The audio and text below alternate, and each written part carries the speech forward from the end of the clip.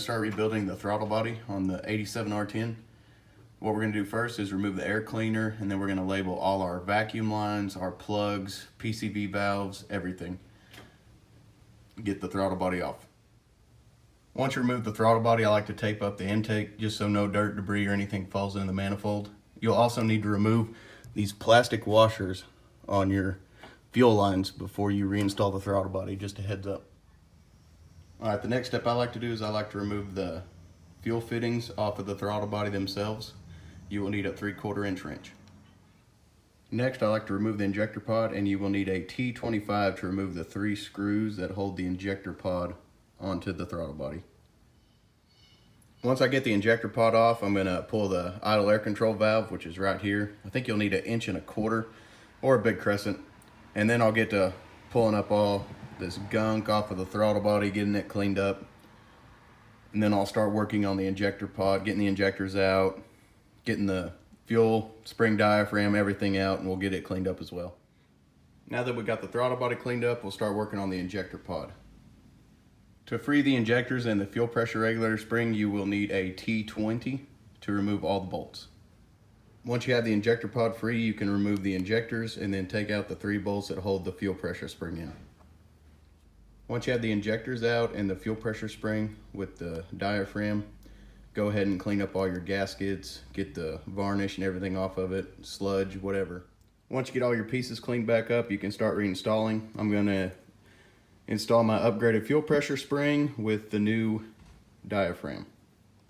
Once you install the new diaphragm and the fuel pressure regulator spring, you're going to replace the O-rings in the bottom of the injector pod where the injectors go.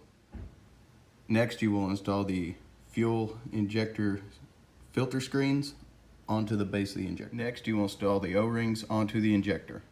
Next, you will install the metal washer into the injector pod, followed by the rubber O-ring. I've been putting ATF on all my O-rings to help them seal. Once you install the injectors, you're going to install your gaskets along with your figure 8 gasket, and then put the top of the injector pod on. Once you get the injectors backed into the injector pod, you can now reinstall it onto the throttle body. I'm using the upgraded spacer, which is about twice as thick as the gasket that the rebuild kit comes with. Give you a little view. There's the original on the left and the upgraded on the right. I misspoke earlier. The plastic washers you want to replace on the fuel fittings are the ones going into the throttle body. You'll see the old on the left and the new on the right. Once the fuel fittings are reinstalled, you can go ahead and reinstall your idle air control valve. You should have a new gasket in your rebuild kit. Next, you will want to remove your tape from your intake manifold and clean up the mating surface for the gasket so you can reinstall the throttle body. Once you get the mating surface cleaned up, go ahead and install the gasket, install your throttle body, rehook all the vacuum lines, sensors, and injectors, and you should be ready to go. Okay guys, I got everything reinstalled, got the air cleaner back on. We're gonna do a fire up and see if we rebuilt it correctly. I've already checked for fuel leaks, just to make sure everything's working all right. I heard the fuel pump kick off. Let's see if it'll fire.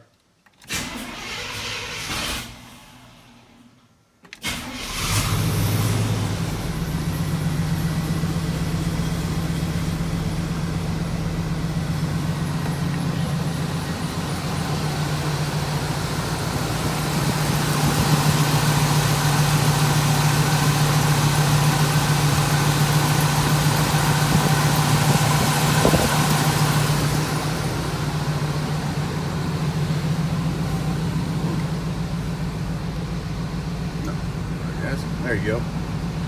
I also fixed the oil pressure, in case y'all didn't know that. The sender actually did fix it. It just took a little while to, I guess, recalibrate and start working.